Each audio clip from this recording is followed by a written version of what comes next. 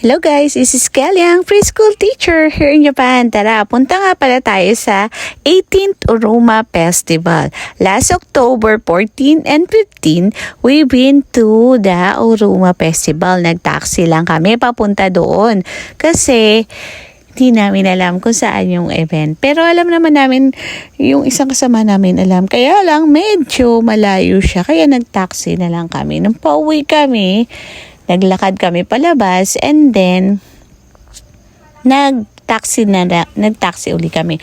Yan, may mga shuttle bus nga pala sa different route papunta doon sa Oruma. Pero kami, syempre hindi naman kami makabasa na Nihongo, kaya hindi kami nakasakay doon sa mga shuttle bus na yun. Sayang nga, diba? Pero okay lang. Doon sa labas, may nagtitinda ng mga ukay-ukay na mga iba't ibang mga gamit. Ang dami ko nabili doon kasi 100 yen lang. Ano, mura-mura niya.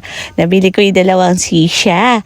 Tapos, dyan sa labas, merong mga iba't ibang maskara. Pagpasok mo, makikita mo na very prepared talaga sila kasi nakita niyo yung mga basura. Doon pa lang sa bungad, makikita niyo na talaga nagsisegregate sila ng basura kasi ayaw talaga nila na madumi yung kapaligiran nila. Saka, yan talaga yung tinuturo nila sa mga bata na matuto sila mag-segregate ng basura, diba? Ang daming tent na nagtitinda dyan. Iba't ibang mga Japanese food ang makikita ninyo at mabibili ninyo. Hindi naman siya ganun ka-pricey. Kaya lang, syempre sa ating mga Pilipino, makikita mo dyan mga kwek-kwek. Pero dito, mga potato na ganyan at iba-iba. And meron din perya. Nung pumunta kami, medyo maingay kasi ang dami-dami ng tao. Yung event nila, nag-start from the morning pero punta na kami hapon na para medyo malamig na. Sa winter naman na medyo malamig. Yan, si Ampaman palutang-lutang doon sa tubig. Most of their games ay ganyan. Nandun kami, ayan, may batang nawawala kasama ng pulis. Nakasalubong namin, pero hindi naman namin. Sabi ko nga, hindi ko anak yun eh. Char, diba? Tapos, nakita namin yung former student ko doon sa event. Si Louie Yokoda, kasama niya si tatay niya. Kala ko nga kasama siya doon sa nawawalang bata. Hindi naman pala. Hindi, estudyante ko yun. Sabi niya, ay, Miss Kelly. Sabi, kampate.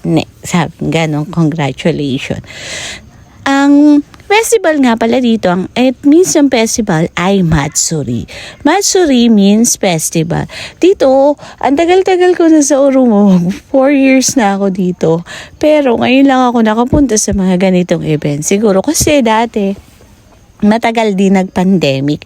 Kaya, hindi namin na-experience na pumunta sa mga ganitong festival. Pero, very nice experience to be there kasi na-feel mo na nasa Japan ka, diba? Kasi, makikita mo dyan yung mga iba't ibang mga Japanese at marami ka talagang makikita na mga mabibili dyan sa paligid. At mga mababait naman talaga sila. Meron mga iba't ibang pagkain at ayan na ang nabudol na sa amin na hotdog. Akala ko hotdog. Kanin pala yun laman na binalot sa parang sausage. Second day na kami bumili noon kasi diba ang garanting na yan naman para mga Boy Scout. Diba? Ang galing-galing. Pero from city office yung mga naka-green na yan. Kumbaga, may booth din sila para magtinda ng kanilang product. Diba? Very amazing experience. Saka, once in a lifetime mo lang siya. Yan pa ngayon, mga bata nagsasayaw-sayaw. Diba? Is nasa iyo na lang kung paano mo i-enjoy yung sarili mo.